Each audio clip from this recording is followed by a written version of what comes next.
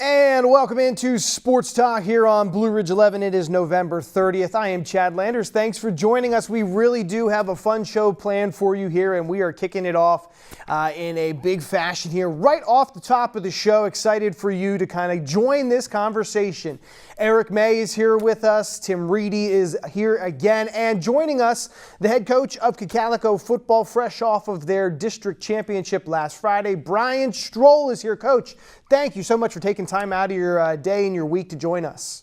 No problem. Thanks for having me. And also just want to start off by thanking you guys for making the change to come cover our game too. I know, the community, people who can't make the trip, it's awesome that they're able to watch at home. My 91-year-old grandmother who's been trying to follow us, she's excited she gets to watch it as well. So thank you guys. We appreciate it. Well, that's pretty much what we're here for, to bring it to everyone that can't quite make the trip all the way out there, which we will be making, and we'll get into that a little bit. But we do want to hear your thoughts. It was a big win for Cocalico, the football program, their fourth District 3 championship in program history. You're first as the head coach here. Why don't you give us your reaction to, winning that title last Friday against Exeter, and has your trophy found a home next to its friend from 2019? Right now we have the trophy in the coach's office still, and we'll keep it there until the season ends, and then I think we'll turn it over. But as far as my thoughts, it's hard to sum it up. It's been a very memorable run for sure, and I tried telling the kids, enjoy it obviously over the weekend, but you'll have plenty of time to enjoy this once the season's over. Now we got to shift our focus to Pine Richland and the task that's ahead of us there, and refocus our goals. And now it's trying to make it to a state championship, and then go from there. Well, yes, we are definitely looking forward to talking about that matchup, but there's no chance having you on here that we're going to let you just skip right on by the district championship. We want to reminisce with you because it was such a big moment, but I do want to show you this.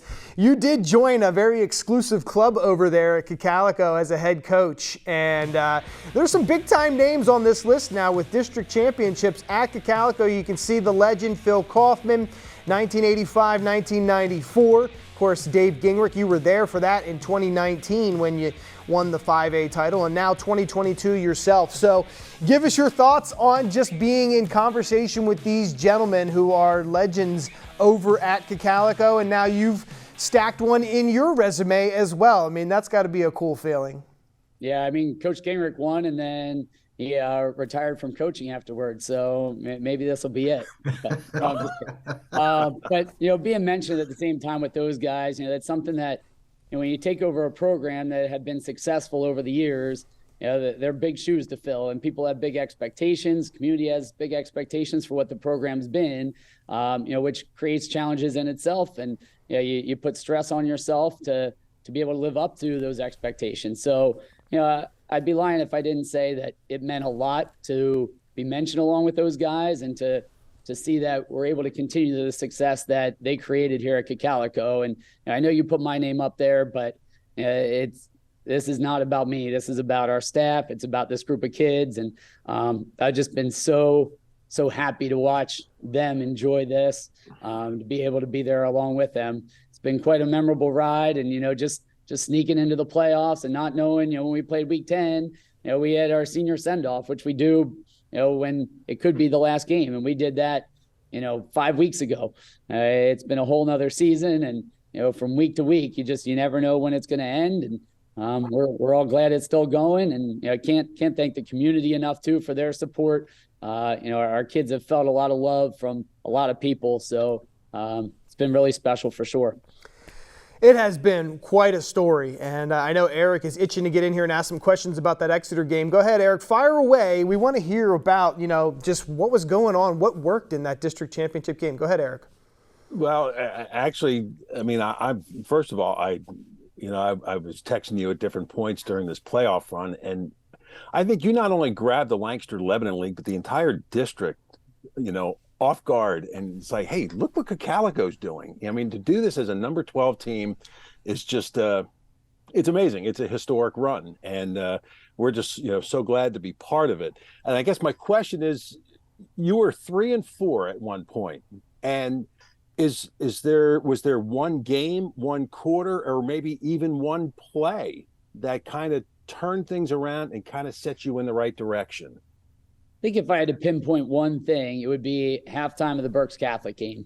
We went in there, it was 10-10, and Berks Catholic was a very good football team. I know their record might not have shown it. Their non-league schedule was ridiculously tough. They were ahead of Wyomissing at halftime, and that game could have gone either way. And we knew at that point, if we wanted any chance to make the playoffs, we obviously had to win that. He came out in the second half and won the second half 21-0 to win the game 31-10. And I felt like at that point, our kids just really, I felt like our identity became just not that we weren't hard-nosed, smash-mouth football, but it really took over. And I think that's the game. Sam had 42 carries and put a lot on the line. And if I had to pick one point, I think that's when our kids saw what they were capable of, and then able to keep it rolling from there. All right, keep firing, Eric. Oh, okay. All right. I guess maybe this is more on a personal level, but what have you yourself learned about your coaching, your approach during this playoff run? I think I've learned more about our kids and about our coaching staff and their belief in one another. And I think we've grown as a team, and I think our kids really enjoy spending time with one another. I don't think they wanted this to end anytime soon. As far as what I learned from coaching, I think last year we got into the playoffs, we had to bye the first round, and then in our first actual game, we lost.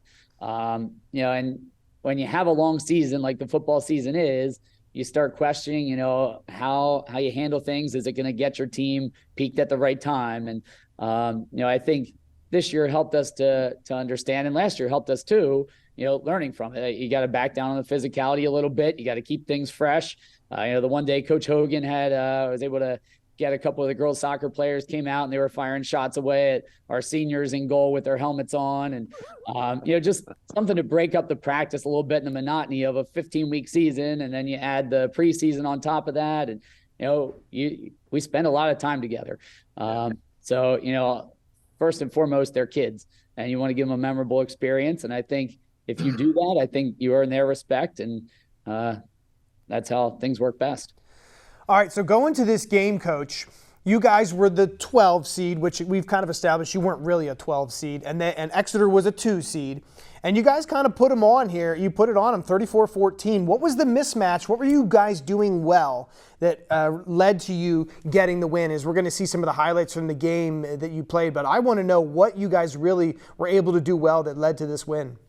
Well, first of all, I know you look at the final score and it looks like, we won fairly handily. It was 20-14 late in that game. And I thought, we lost a couple games earlier in the year to Mannheim and to LS, where I thought if you look at the final score, it didn't look great. Didn't look like it was that close of a game, but I felt like those were close games that we just couldn't pull out, and against very good teams. But, against Exeter, looking at them pregame, they were some big dudes.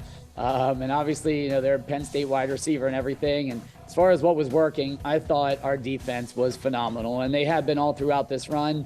But our corners were able to hold their Penn State receiver to no catches. And it's not just the corners. Obviously, it's D-line putting pressure on them, linebackers flying around too. But he obviously is a threat and somebody you had to account for. And their offensive line was big, physical, fast. I'd be lying if we didn't say we were worried about getting pushed around a little bit. But our kids might be undersized at times, but they play with a ton of heart. And I thought our defense played tremendous. Offensively, I thought, our opening drive of the game really set the tone and was huge.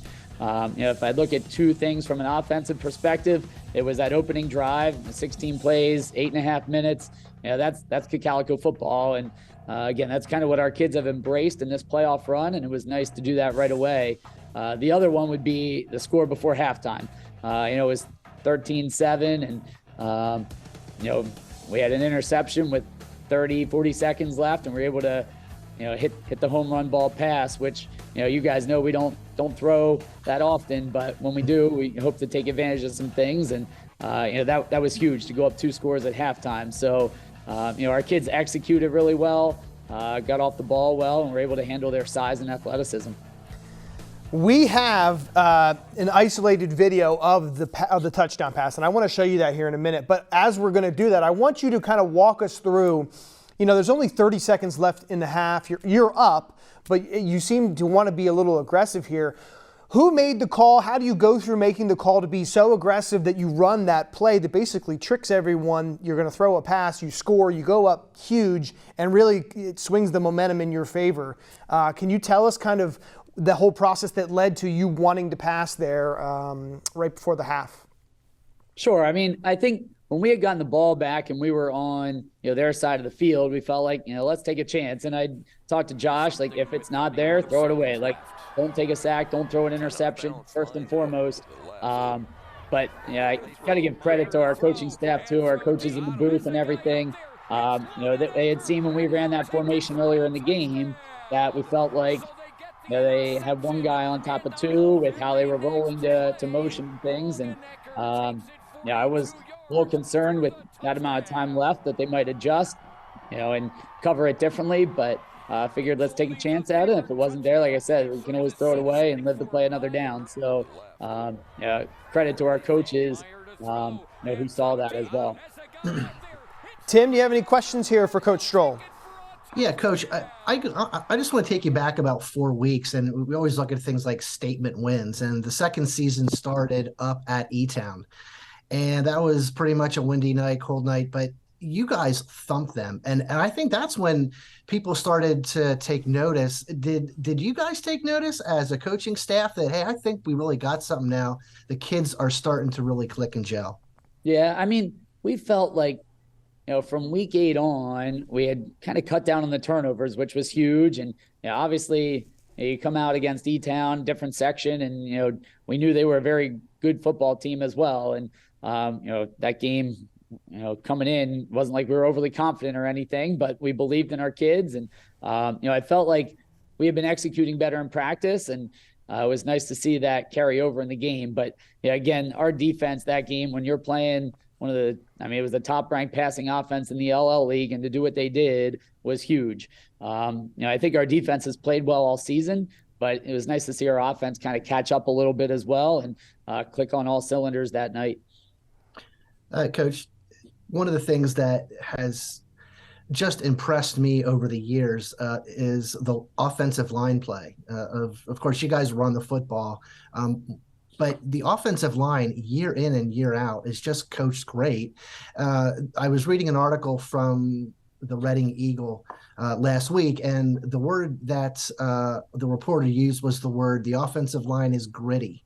And it just seems like you were actually talking about it, Exeter, bigger, stronger, faster, but your kids are gritty. They get down the trenches and they open up the holes, don't they?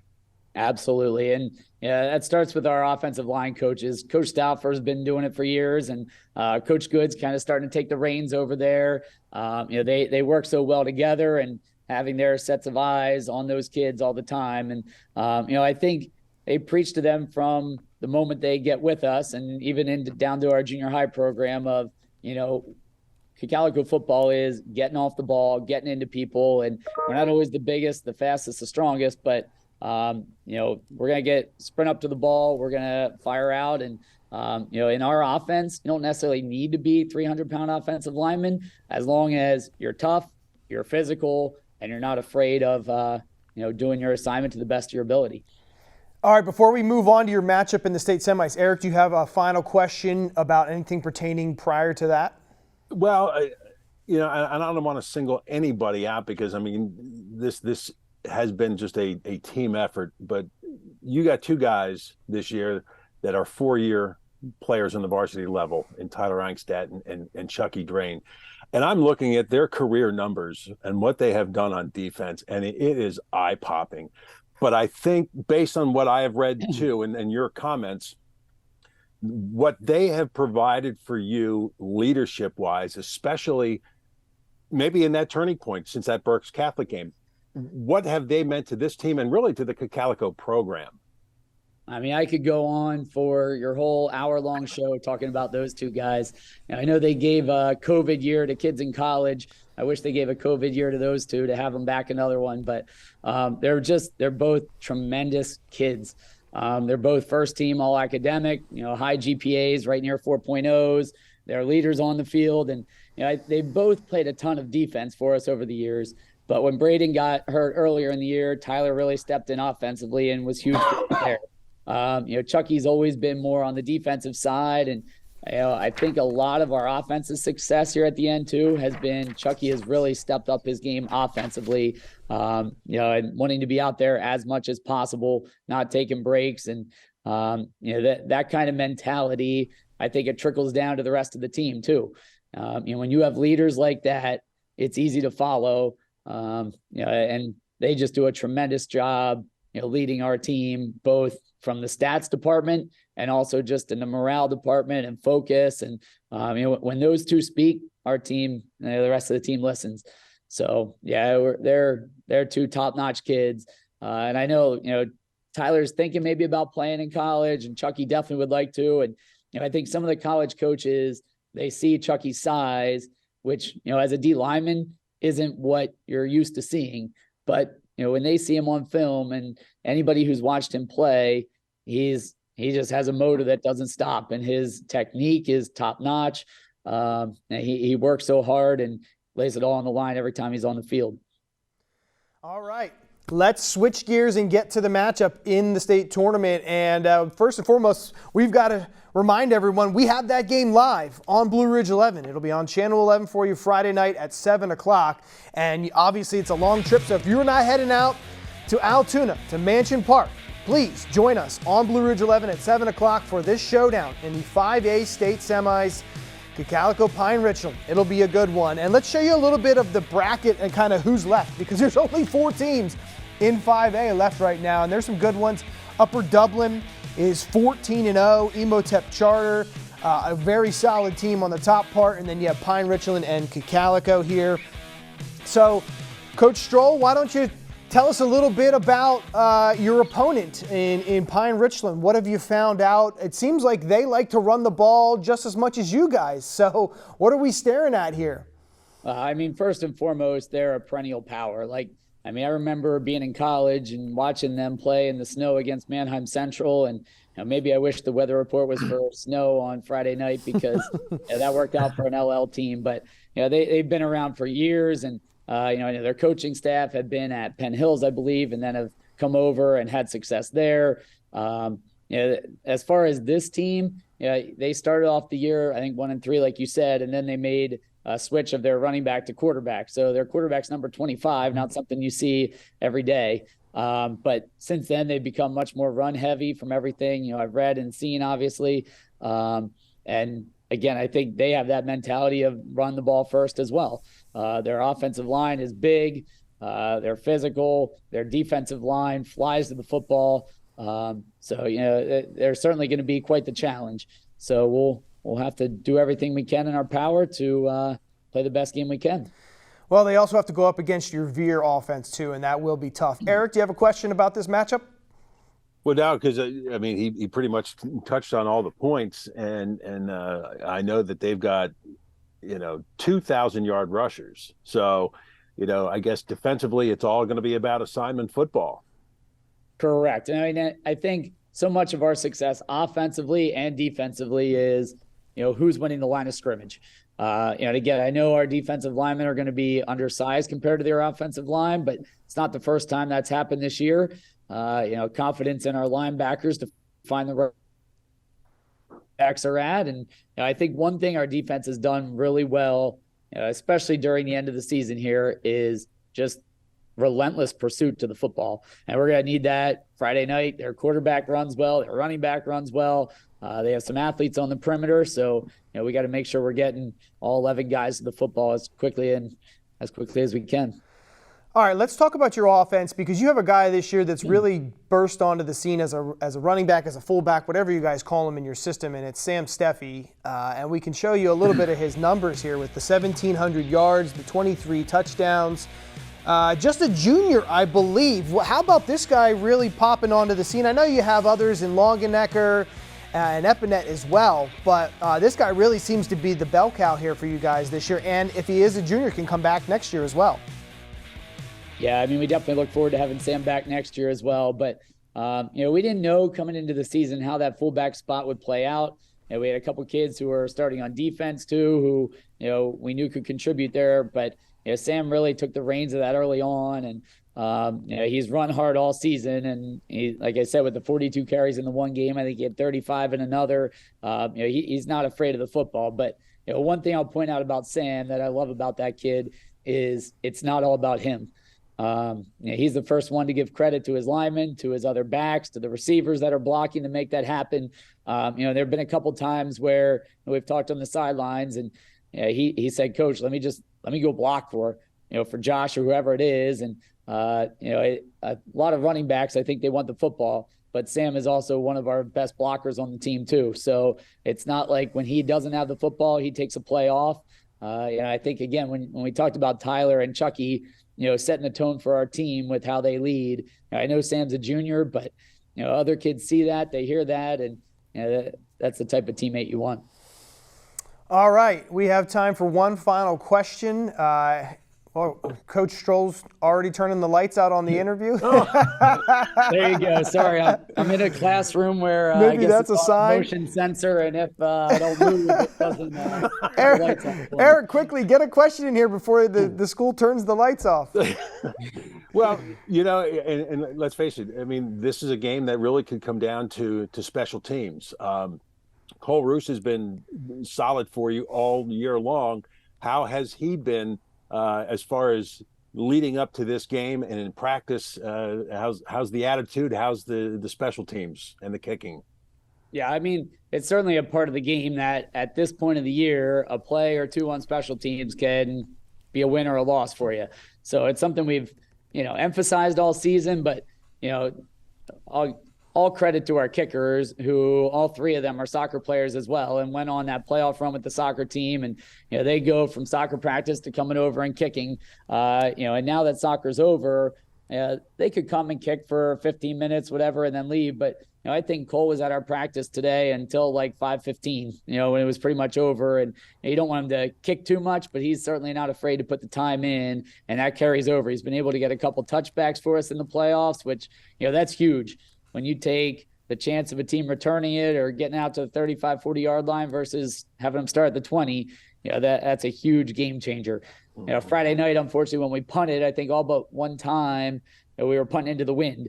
So, his stats might not have looked that good for the yards per punt, but he's done a nice job getting some hang time too and preventing big returns against us. So, our kickers have done a great job, and our special teams coordinator, Coach Cage, and then Coach Smith and Coach Garner, who work with different sides, they do a great job, coaching our kids up on that.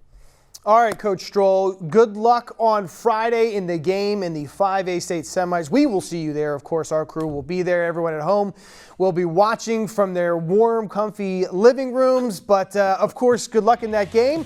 You can see it at 7 o'clock on Blue Ridge 11, so make sure you're either tuning in or setting those DVRs, because this is not going to be one that you will want to miss, and we will have it for you live coming up this Friday, and that will wrap up our fall sports coverage.